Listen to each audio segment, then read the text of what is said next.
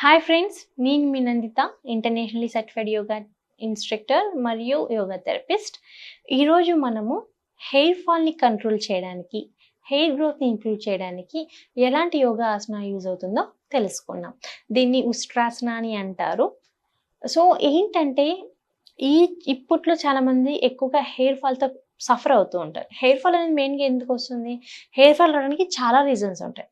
Number 1, air pollution, polluted ఏరియాలు ఎక్కువగా ఉండడం, వాటర్ పొల్యూషన్, హెవీ మెటల్స్ ఉన్న వాటర్ని యూజ్ చేయడం, షాంపూస్ కానివ్వండి, మనం పెట్టే ఆయిల్స్ కానివ్వండి, దీంతో పాటు నిద్ర లేకపోవడం, స్ట్రెస్, అండ్ ఎక్కువగా ఉమెన్కి అయితే ఏదైనా హార్మోన్ ఇంబ్యాలెన్స్ కానీ, iron deficiency, vitamin B12 deficiency, protein deficiency, ఇలాంటివి మనకి హెయిర్ ఫాల్ ఎక్కువ రావడానికి రీజన్ అనమాట.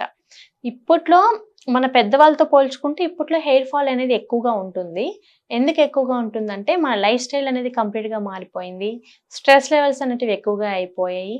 And lack of physical activity, and ఎక్కువగా మనము పొల్యూటెడ్కి ఎక్కువగా ఎక్స్ప్లోర్ అవ్వడం, ప్లస్ మనం యూస్ చేసే షాంపూస్ కానివ్వండి, నూనెలు కానివ్వండి, ఇవన్నీ మనకి ఎక్కువగా కెమికల్స్తో ఉండడం వలన హెయిర్ ఫాల్ అనేది ఎక్కువగా అవుతుంది. వీటి అన్నిటితో పాటు మెయిన్ న్యూట్రిషనల్ డెఫిషియన్సీ, మనం తీసుకునే డైట్లో ప్రోటీన్ తక్కువగా ఉన్న, ఐరన్ డెఫిషియన్సీ ఉన్న, లో హిమోగ్లోబిన్ లెవెల్స్ ఉన్న, హార్మోన్ ఇంబ్యాలెన్స్ ఉన్నా సరే హెయిర్ ఫాల్ అనేది ఎక్కువగా ఉంటుంది. ఇంకొకటి స్ట్రెస్, యాంగ్జైటీ లెవెల్స్ కానీ, స్ట్రెస్ లెవెల్స్ కానీ ఎక్కువగా ఉండడం వలన కూడా మనకి హెయిర్ ఫాల్ అనేది ఎక్కువగా ఉంటుంది. అండ్ ల్యాక్ ఆఫ్ స్లీప్, రాత్రిలో ఎక్కువసేపు మేలుకొని పగలు ఎక్కువసేపు నిద్రపోయినా, రాత్రిలో డిస్టర్బ్డ్ స్లీప్ ఉన్నా సరే, లేట్ నైట్ స్లీప్స్ కూడా ఫస్ట్ మనకు కనపడేది హెయిర్ ఫాల్. సో చాలా రీజన్స్ ఉన్నాయి హెయిర్ ఫాల్ రావడానికి. One of the main reason వచ్చి pollution and lifestyle changes అనమాట. సో ఇప్పుడు మనం స్ట్రెస్ని ఎలా కంట్రోల్ చేసుకోవచ్చు? ప్రాణాయామ, మెడిటేషన్ టెక్నిక్స్ చేసుకుంటూ పాజిటివ్గా థింక్ చేయడం వలన స్ట్రెస్ని 90% వరకు కంట్రోల్ చేసుకోవచ్చు. ఇప్పుడు మనం నేర్చుకునే ఆసన ఏం చేస్తుందంటే మనకి ఈ ఆసన వల్ల బ్లడ్ ఫ్లో అనేది మనకి స్కిన్కి, హెయిర్కి అనేది ఎక్కువగా రీచ్ అవుతుంది. సో బ్లడ్ ఫ్లో అనేది హెయిర్కి, స్కిన్కి రీచ్ అవ్వడం వలన fresh oxygen supply, nutrient supply అనేది మన హెయిర్ రూట్స్కి, స్కిన్కి సప్లై అవుతుంది. కాబట్టి హెయిర్ ఫాల్ కంట్రోల్ అయ్యి హెయిర్ గ్రోత్ని మనము ఇంప్రూవ్ చేసుకోవచ్చు. సో ఈ ఆసన ప్రాక్టీస్ చేసే ముందు మనము ఫస్ట్ వజ్రాసనంలోకి రావాలి. సో వజ్రాసనం అంటే మనం సిట్టింగ్ పొజిషన్ నుంచి నీ బెండ్ చేయాలి, తర్వాత ఇంకొక నీ బెండ్ చేయాలి. సో దీన్ని వజ్రాసన అని అంటారు.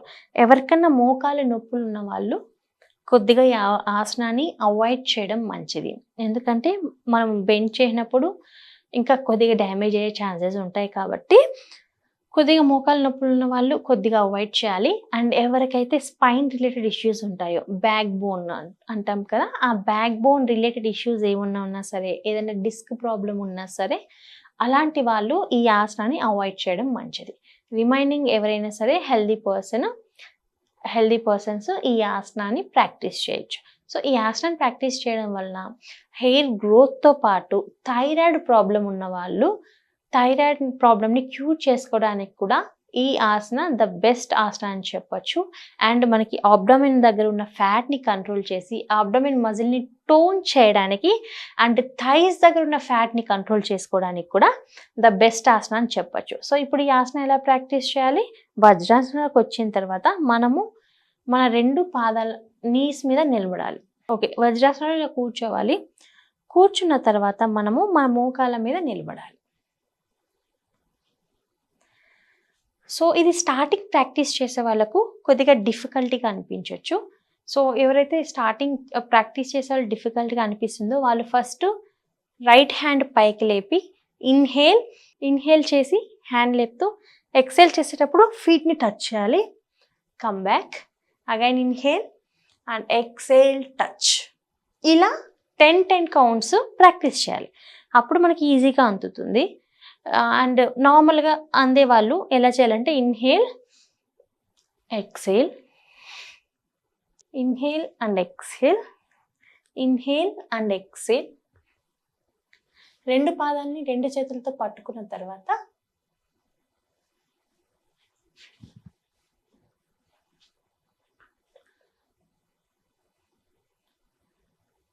ఐస్ ఓపెన్ చేయాలి, నార్మల్ బ్రీత్. సో ఈ పోస్చర్లో మనకు ఎంత టైం కంఫర్ట్ ఉంటే అంత టైం మనం కంఫర్ట్గా కూర్చోవచ్చు అనమాట. సో ఈ ఆసనంలో మనము ఎంతసేపు అయినా సరే మనకి ఎంత కంఫర్టబుల్ టైం ఉంటుందో అంత కంఫర్టబుల్ టైము మనం హోల్డ్ చేయొచ్చు. ఐస్ ఓపెన్లో ఉండాలి. ఆల్రెడీ చెస్ట్ ఓపెన్ ఉంటుంది కాబట్టి నార్మల్ బ్రీత్ తీసుకోవచ్చు.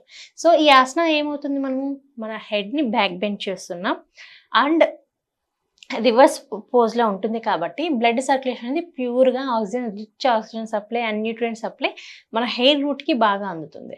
హెయిర్ రూట్కి బాగా అందడం వలన హెయిర్ ఫాల్ కంట్రోల్ అవుతుంది, హెయిర్ గ్రోత్ అనేది ఉంటుంది. సో ఎవరైతే హెయిర్ ఫాల్తో సఫర్ అవుతున్నారో, హెయిర్ గ్రోత్ ఇంప్రూవ్ చేయాలి అనుకుంటున్నారో వాళ్ళు ఈ ఆసనాన్ని రెగ్యులర్గా ప్రాక్టీస్ చేయడం వలన పాసిబుల్ రిజల్ట్స్ అనేది చూడొచ్చు. దీంతో పాటు ఏదైనా సరే వైటమిన్ B12 డెఫిషియన్సీ ఉన్న, vitamin D deficiency, iron deficiency ఇలాంటి ఉన్న హెయిర్ ఫాల్ ఉంటుంది కాబట్టి ఒక్కసారి ఇలాంటి చెకప్ చేసుకోవడం కూడా మంచిది. సో బేస్డ్ ఆన్ దట్, అంటే మన రిపోర్ట్ని బట్టి, మనకున్న డెఫిషియన్సీని బట్టి ట్రీట్మెంట్ లాగా, అంటే డైట్తో పాటు యోగా ప్రాక్టీస్ చేయడం వలన మన హెయిర్ ఫాల్ అనేది 100% మనము కంట్రోల్ చేసుకోవచ్చు.